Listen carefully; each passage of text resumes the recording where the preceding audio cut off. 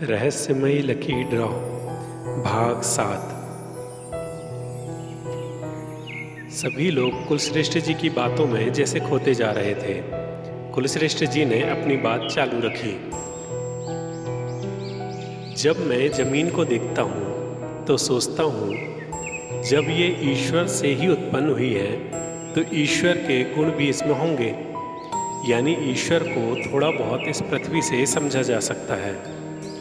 इस पृथ्वी का अपना गुरुत्वाकर्षण है, इससे सभी जुड़े हैं। कोई कितना भी उछल ले, ये पृथ्वी उसे अपनी ओर आकर्षित कर लेती है। इसकी ओर आने के लिए कोई प्रयत्न नहीं करना होता है। लेकिन फिर भी एक बात सोचने की है कि इससे सदैव जुड़े रह सकते हो, लेकिन तब जब आपने इससे हटकर अर्थात जो प्राकृतिक नहीं है उसे ना पकड़ रखा हो। आप ऊंचाई पर किसी चीज को पकड़े हैं तो आप पृथ्वी के आकर्षण के बाद भी उस तक नहीं पहुंच सकेंगे। जब तक आप उसे पकड़े रखेंगे तब तक आप पृथ्वी के करीब नहीं पहुंचेंगे। लेकिन जैसे ही आप उस अप्राकृतिक चीज को छोड़ देंगे, वैसे ही आप पृथ्वी पर पहुंच जाएंगे। इसी तरह ईश्वर है। ईश्वर का आकर्षण प्रत्येक समय अपनी रचना को अपनी ओर आकर्षित कर रहा है। हम सब उस ईश्वर से जुड़े हैं। जब तक कि हमने किसी अप्राकृतिक को नहीं पकड़ लिया है। सृष्टि में सभी चीज़ें प्राकृतिक हैं जो हमने नहीं बनाई हैं। जो हमारे जन्म के साथ जन्मी हैं वे सभी प्राकृतिक हैं। लेकिन जन्म के बाद जो हमने स्वयं बना ली हैं वे अप्राकृतिक हैं। इसलिए बच्चे पूरी तरह से प्रकृति पर निर्भर हैं। उनमें कोई मिलावट नहीं है। लेकिन जैसे ही वे बड़े होने लगते हैं, उनमें से ज़्यादातर लोग इस सबसे प्रचलित और खतरनाक अप्राकृतिक व्यवहार की चपेट में आने लगते हैं, जिसे अहंकार कहते हैं। अहंकार ही है जो पूरी तरह अप्राकृतिक है। यह जन्म के साथ जन्म नहीं लेता, इसे तो इंसान ओढ़ लेता है, पकड़ लेता है, और जैसे ही इसे पकड़ लेता है वह प्रकृति से दूर हो जाता है, ईश्वर से दूर हो जाता है। ईश्वर जो प्रत्येक को अपनी ओर आकर्षित कर रहा है, उस आकर्षण के बाद भी उसकी ओर नहीं जा पाता। इंसान ईश्वर से प्रार्थना करता है कि हे ईश्वर, अपनी शरण में ले ले, अपने से जोड़ ले। लेकिन वह यह प्रार्थना करता है इस अहंकार को पकड़े पकड़े। इसे छोड़ना तो दूर, इसे छोड़ने की सोचता भी नहीं है। जबकि करना सिर्फ इतना होता है कि इसे छोड़ देना है, बाकी काम ईश्वर का है। ये बिल्कुल वैसे ही है जैसे कि ऊपर कोई चीज़ पकड़े हुए हम लटके हुए हैं और पृथ्वी से प्रार्थना करते हैं कि मुझे अपनी ओर आने दो। जबकि पृथ्वी का आकर्षण यानी गुरुत्वाकर्षण तो सभी के लिए एक सा ही है। फिर भी हम उसे दोष दे रहे हैं कि जो नीचे पृथ्वी पर खेल रहे हैं उन पर पृथ्वी की कृपा है और मुझसे दूरी।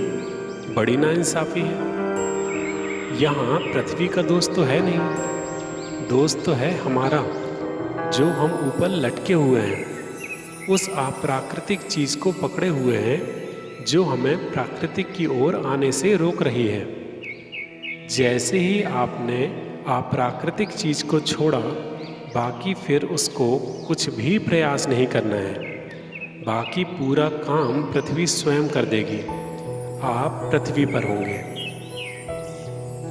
इसी तरह आपने इस अप्राकृतिक अहंकार को छोड़ा और आप ईश्वर के निकट होंगे। ईश्वर के निकट तक या पृथ्वी में पहुंचने में यही अप्राकृतिक अहंकार समस्या बना हुआ है, जिसे आपने और हमने पकड़ रखा है। इस अहंकार को ही उपनिषद में मैं के नाम से संबोधित किया गया है। उपाध्याय जी। कुलश्रेष्ठ जी, आपका अध्ययन बहुत ही गहराई का है।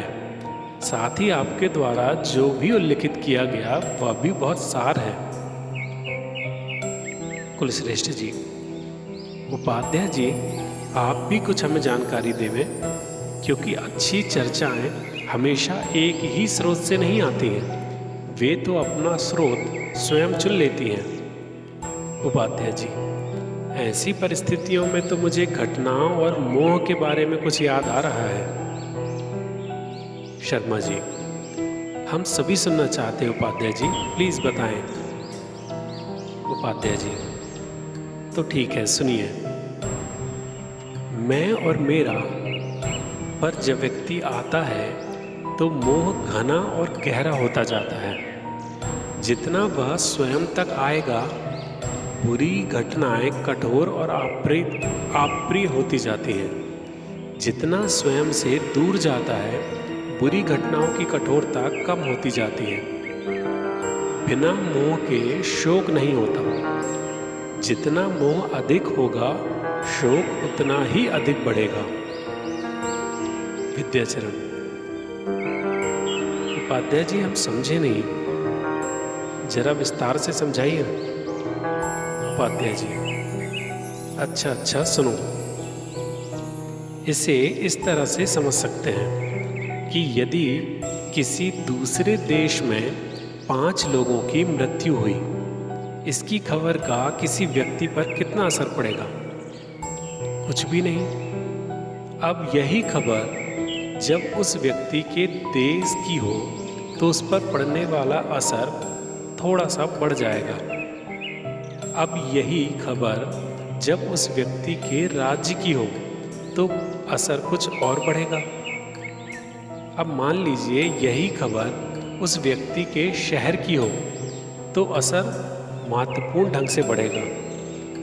और यदि यही खबर उसके मोहल्ले की हो तो इस खबर का असर उस पर कई गुना बढ़ जाएगा। और अब यदि यही खबर उसके घर से संबंधित हुई तो बस इसी से समझा जा सकता है कि कुछ भी जब व्यक्ति के निकट घटता है तो वहाँ मोह काम करता है, घटना नहीं। क्योंकि घटना तो दूसरे देश में भी वही हुई थी जो उसके देश में हुई, और जो उसके राज्य में हुई, और जो उसके शहर या मोहल्ले में हुई। लेकिन उससे संबंधित घटना का असर अन्य सभी से कई गुना अधिक हुआ, जबकि घटना एक ही थी। यानी घटना नहीं, वहाँ मोह काम कर रहा है। अब हमें ही ले लें, यदि ये घटना हम कहीं और सुनते तो उसका असर हम पर नहीं होता, लेकिन चूंकि ये सब घटित यहीं हो रहा है, इसलिए हम पर इनका सबसे ज़्यादा असर हो रहा है। उपाध्याय जी की ओर देखती हुई शैलजा कहीं और ही खोई हुई थी। वह अपने पति उपाध्याय जी की ओर देख जरूर रही थी, लेकिन उसका मन कल रात की घटनाओं और बीच बीच में अपनी दोनों बेटियां सुमन और सविता पर लगा हुआ था। शैलजा का ध्यान टूटा जैसे ही कुलश्रेष्ठ जी ने तालियों से उपाध्याय जी की बातों पर महान होने की मोहर लगाई। कुलश्रेष्ठ जी की तालियों के साथ साथ सभी तालियां बजा उठे। शैलजा के चेहरे पर मुस्कुराहट आ गई। उसे एहसास हो चला था कि जिस तरह उपाध्याय जी की खूबियों को वह अनदेखा कर रही थी, वास्तव में उसकी बहुत बड़ी गलती थी। वह चाहती तो विवाह उपरांत का पूर्ण जीवन हंसी खुशी बिना किसी चिंता के बिता सकती थी। धर्मेंद्र और घनश्याम आते हुए दिखाई देते हैं। सभी उनकी ओर देखने लगते हैं। विकास, धर्मेंद्र दादा, आप लोग रात को बस में ही रुके थे क्या?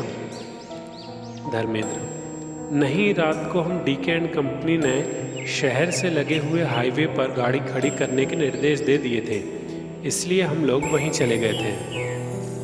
विद्याचरण, हम लोगों को इस घने जंगल में अकेले छोड़कर? धर्मेंद्र, टूर के प्रतिभागी तो आप लोग हैं। आप लोग करोड़ों रुपयों के लिए खेल रहे हैं। हम लोगों तो गाड़ी चलाने का ही वेतन मिलता है। शायद यही सोचकर कंपनी ने यहाँ से बुला लिया था। घनश्याम, वैसे आप लोगों की रात कैसे गुजरी? कहीं कोई दिक्कत तो नहीं आई? ओबेरॉय जी, नहीं, हम लोगों को कहीं कोई दिक्कत नहीं आई, सिवाय mister and Mrs Upadhyay ji को छोड़कर। वे दोनों ही इस टूर को छोड़कर जाना चाहते हैं। कुलश्रेष्ठ जी ने ओबेरॉय जी की ओर इस तरह से देखा जैसे कि उन्हें इस मामले में उनकी उत्सुकता अच्छी नहीं लगी। कुलश्रेष्ठ जी, ओबेरॉय जी, वैसे टूर के बारे में हमें अपनी जानकारी देनी चाहिए। उपाध्याय जी को क्या करना है वे स्वयं ही सोचकर बताएंगे। ओबेरॉय जी, हाँ हाँ, वही बताएं, वो तो मैंने ऐसे ही कह दिया। धर्मेंद्र, क्या हुआ उपाध्याय जी? उपाध्याय जी शैलजा की ओर देखते हैं। शैलजा, कुछ सोचना तो नहीं है ना? शैलजा, नहीं, कुछ सोचने की जरूरत नहीं है, सब कुछ फाइनल है, मैं वैसे ही खुश हूँ, कहते हुए शैलजा मुस्कुरा देती है। उपाध्याय जी, धर्मेंद्र भाई, हमने विचार किया है कि हम टूर को छोड़ना चाहते हैं। धर्मेंद्र, जैसा आप चाहें।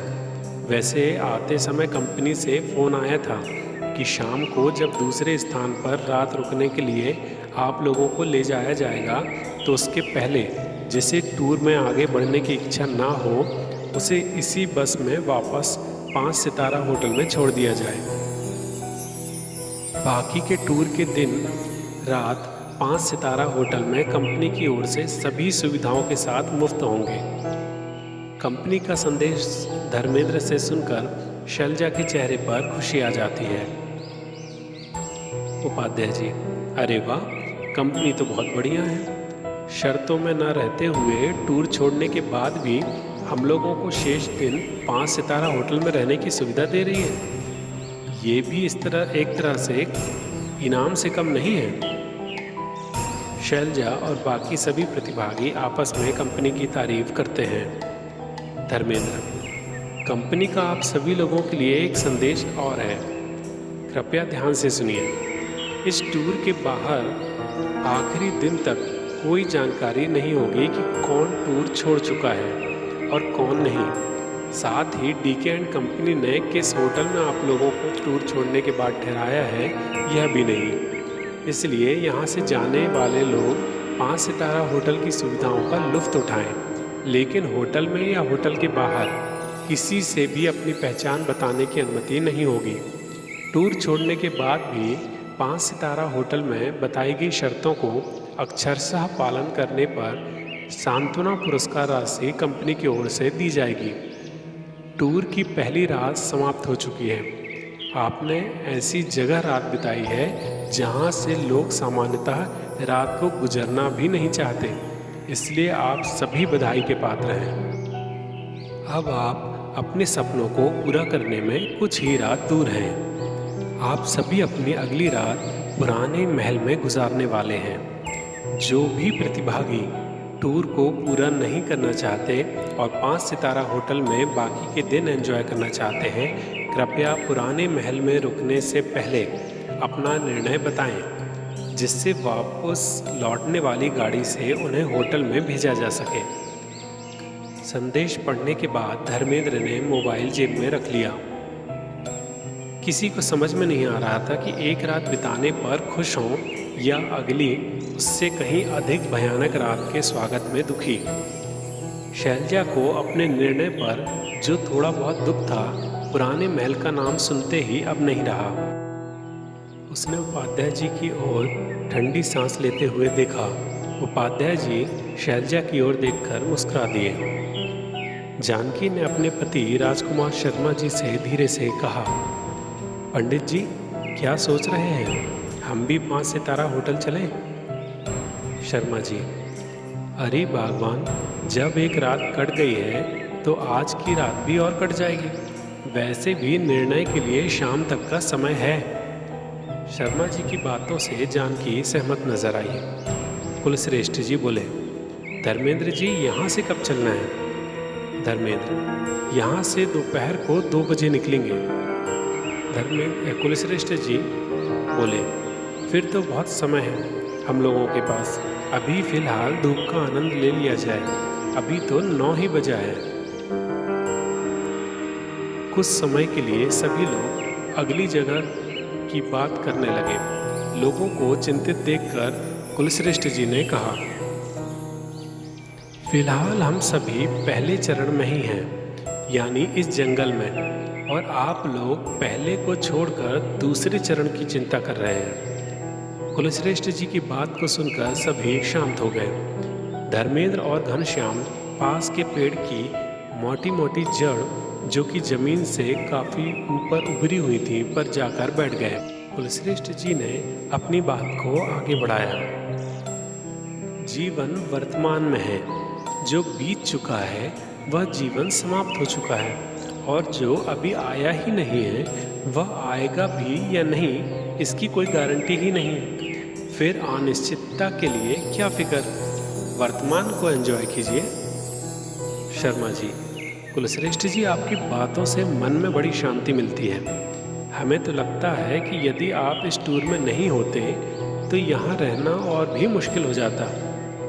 कुलश्रेष्ठ जी, हम तो यह समझते हैं कि यदि आप लोग नहीं होते तो हमारी ये सब बातें सुनता कौन। कुलश्रेष्ठ जी अपनी बात खत्म करते करते जोरों से हंस दिए, जिससे माहौल खुशनुमा हो गया। सभी हंसने में उनका सहयोग देते हैं। शैलजा, कुलश्रेष्ठ जी, आपकी बातें बड़ी प्रेरणादायी होती हैं। अब हम तो आज के बाद आपसे मिलेंगे नहीं, तो हम दोनों और हमारे दोनों बच्चों सुमन और सविता के लिए कुछ बताइए जो हमारे जीवन को मार्गदर्शित करें।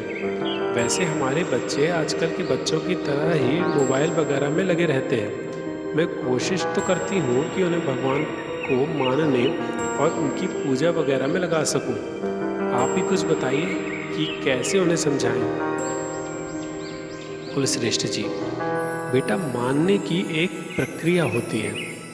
सर्वप्रथम जानना, फिर पहचानना और फिर मानना। क्या सीधे तीसरे चरण पर पहुंचना सही है? क्या आप बिना जाने, बिना पहचाने मान लेना स्थिरता ला सकता है? यदि बिना जाने और पहचाने मान लिया जाए तो वह कब तक स्थिर है, कुछ नहीं कहा जा सकता। यदि किसी अन्य के द्वारा जिसे हम मान चुके हैं उसके बारे में कुछ ऐसा समझा दिया जाता है जो हमें पसंद नहीं है, तो सब खत्म। इसलिए यदि तीसरे चरण में स्थिरता चाहिए तो पहले और दूसरे चरण को कुछ समय जीना होगा, फिर आप आजीवन मानने को जी सकेंगे। ये प्रत्येक क्षेत्र के लिए सार्थक है। अब यदि इस प्रक्रिया को ईश्वर के लिए देखा जाए तो इसे इस तरह से समझ सकते हैं। यदि कोई किसी के कहने पर भगवान के अवतार को सीधे ही मान लेता है, बिना जाने और बिना उन्हें पहचाने, तो वह आस्तिक तो हो गया, लेकिन कितने समय के लिए? कुछ दिन, कुछ महीने या कुछ साल के लिए। लेकिन यदि वह उन्हें मानने के पूर्व उनके बारे में जानता है, उन्हें पूर्ण रूपेण पहचानता है और फिर उन्हें मानता है, तब ये मानना आजीवन चलेगा। इसलिए मैं कहता हूँ कि हम अपने बच्चों को भगवान के बारे में जानने का मौका दें, उन्हें पहचानने हेतु उनका सहयोग करें और फिर उन्हें स्वयं से मानने दें। सीधे मानने के लिए दबाव ठीक नहीं, क्योंकि बाहरी दबाव ज़्यादा समय तक नहीं चल पाएगा। लेकिन यदि बच्चा उन्हें जानेगा, उनके बारे में अध्ययन करेगा, उनके बारे में देखेगा, उनसे परिचित होगा, तो उन्हें ऐसा मानेगा कि फिर कभी कोई घटना, कोई अफवाह और कोई भी परिस्थिति उसे आस्तिक से नास्तिक नहीं होने देगी। वैसे मैं तो कहता हूँ कि ईश्वर या भगवान के बारे में बच्चों को बताने के तरीके पर विचार किया जाना चाहिए। आज बच्चे को कहा जाता है कि यदि तुम्हें ये चाहिए तो भगवान की पूजा करो, यदि तुम्हें अच्छे नंबर से पास होना है तो मंदिर जाओ, यदि तुम्हें ये बनना है तो प्रार्थना करो, ऐसा करना है तो भगवान के लिए ऐसा करो। हमारे अनुसार ये सही नहीं है, क्योंकि इस तरह तो आप बच्चों को अप्रत्यक्ष तौर पर सौदा करना सिखा रहे हैं। ये आध्यात्म नहीं है, नहीं, ये भक्ति भी नहीं है। ये अप्रत्यक्ष सौदा करने की कोशिश की जा रही है। ये बच्चों को गलत तरीके से सिखाया जा रहा है। आप बच्चों को भगवान के बारे में बताएं। वे कौन हैं, उन्होंने क्या क्या किया, किन परिस्थितियों में उन्होंने क्या क्या कर्म किए। जब वे उन्हें जानेंगे, उन्हें पहचानेंगे, तब वे उन्हें मानेंगे। मानने के उपरांत उन्हें उनके प्रति आकर्षण होगा, उन्हें बार बार देखने की इच्छा होगी, फिर उनके प्रति मोह होगा, जिसके चलते उन्हें उनके बिना रहने की इच्छा ही नहीं होगी। अगले चरण में अपने भगवान के प्रति उन्हें प्रेम उत्पन्न होगा। जैसे कोई प्रेमी अपने प्रिय के बिना रहने की कल्पना भी नहीं कर सकता, प्रत्येक क्षण केवल अपने प्रिय के बारे में ही सोचता रहता है, उसी प्रकार वह अपने भगवान के बारे में अनुभव करेगा। जब ये प्रेम बढ़ेगा और अपने चरम तक पहुंचेगा, तब भक्ति की शुरुआत होगी। प्रेम के अंतिम चरण के उपरांत भक्ति का प्रथम चरण प्रारंभ होता है। भक्ति जिसमें भक्त और भगवान में द्वैत भाव समाप्त होने लगता है। भक्ति जिसमें दो ना होकर दोनों एक होने लगते हैं। भक्ति जिसमें सुख और दुख अपना नहीं रह जाता, सब भगवान का हो जाता है। भक्ति जिसके पूर्ण होने पर भी परिणाम स्वरूप भक्त भक्ति ही मांगता है, अर्थात भक्ति यदि रास्ता है तो मंजिल भी भक्ति ही है। भक्ति यदि साधन है तो साध्य भी भक्ति ही है। इस तरह से जब बच्चा भक्ति की ओर अग्रसर होगा, तब वास्तव में वह अपने भगवान की पूजा और भक्ति में जी सकेगा। वास्तव में जब हम किसी से प्रेम करते हैं तो उससे कुछ मांगते नहीं हैं, उसे कुछ देना चाहते हैं, उससे समर्पण नहीं, उसके प्रति समर्पित हो जाना चाहते हैं। जब हम प्रेम करते हैं तो हमें प्रेम ही प्राप्त होता है, और यही बात दोनों के लिए काम करती है। भक्त का सुख और दुख उसका नहीं, भगवान का सुख और दुख हो जाता है। फिर आगे उस सुख या दुख को भक्त नहीं, भगवान व्यवस्थित करते हैं। शैलजा कुलश्रेष्ठ जी की बात खत्म होते ही ताली बजाकर उनकी बातों का सम्मान करती हैं। लेकिन शायद ओबेरॉय जी जीवन को कुछ अलग ही ढंग से जानते थे। ओबेरॉय जी बोले, कुलश्रेष्ठ जी ये सब तो ठीक है, लेकिन बच्चों के लिए ज़्यादा जरूरी अपनी पढ़ाई पर ध्यान देना और जीवन में अच्छे किसी पद पर पहुंचना या अच्छा व्यवसायी बनना है। श्रेष्ठ तो है कि अच्छा व्यवसायी बने, लेकिन यदि नौकरी करना ही है तो किसी ऐसे पद पर करे जहां अच्छी खासी कमाई हो। उपाध्याय जी, हाँ, हमारी बेटियों को भी अच्छी नौकरी मिले, इसलिए शैलजा खुद ही उन पर अभी से ध्यान दे रही है। शैलजा, हाँ, उनको कोई अच्छा सा पद मिल जाए, यही इच्छा है।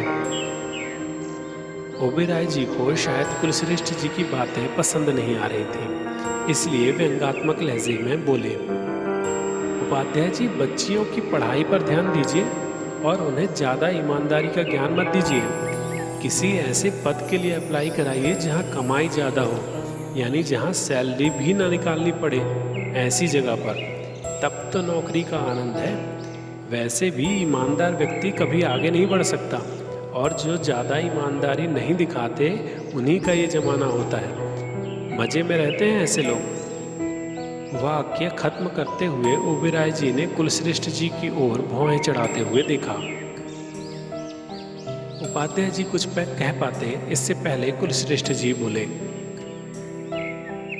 ईमानदार व्यक्ति को स्वाभाविक रूप से पूरी तरह से आनंद में रहना चाहिए, और यदि कोई ईमानदार व्यक्ति आपको यह कहते हुए मिले कि मैं तो ईमानदार हूँ, लेकिन जो ईमानदार नहीं है उनका ही ये ज़माना है, या फिर ये कहे कि जो ईमानदार है देखो उनके कितने मज़े हैं, कितना सम्मान है, कितनी तरक्की कर रहे हैं, जबकि ईमानदार व्यक्ति ऐसे ही साधारण रहता है, तो समझ लीजिए कि ऐसा कहने वाला वह व्यक्ति ईमानदार नहीं, तथाकथित ईमानदार है। वास्तव में ईमानदारी उसे बोझ लगने लगी है। उसे बेईमान की बेईमानी आकर्षित कर रही है, जिसे बेईमान व्यक्ति आनंदित और उसका पैसा संपन्नता का सूचक दिखाई दे रहा है। वह ज़्यादा दिन ईमानदार नहीं रहने वाला है। ईमानदारी उसके लिए मजबूरी बन गई है। अब तो ऐसा है कि एक और झटका और ईमानदारी का चोला अलग। वास्तव में ईमानदार व्यक्ति को ईमानदारी में ही संपन्नता दिखनी चाहिए, क्योंकि संपन्नता केवल धन से नहीं, ईमानदारी पूर्ण अर्जित किए हुए धन से है। आपको मिलने वाला वेतन या व्यापार में अर्जित किया जाने वाला लाभ ही आपका ईमानदारी का पैसा है। बेईमानी से कमाए जाने वाले रुपए को न केवल उस ईमानदार व्यक्ति और सरकार द्वारा नकारा जाना चाहिए, बल्कि समाज द्वारा भी नकारा जाना चाहिए। समाज दूसरे द्वारा कमाए जाने वाले बेईमानी के रुपयों को तो नकारता है, लेकिन अपने या अपनों द्वारा कमाए जाने वाले बेईमानी की आय की तारीफ करता है। क्यों? आपको ऐसा नहीं लगता क्या? आप ही जरा सोचिए, जब आप किसी की नौकरी के बारे में पूछते हैं या चर्चा करते हो तो क्या कहते हो? यदि किसी ने बताया कि वह आयकर विभाग में है, राजस्व विभाग में है या ऐसे विभाग में है जहां वेतन के अतिरिक्त अन्य आय भी हो सकती है, तो आप बड़े गर्व से कहते हैं कि अरे वाह, वहां तो बहुत कमाई है। यह है क्या? आप क्या कर रहे हैं? क्या आप बेईमानी की तारीफ कर रहे हैं या आप रिश्वत के गुण गा रहे हैं? क्या आप समाज में अपराध को बढ़ावा नहीं दे रहे हैं?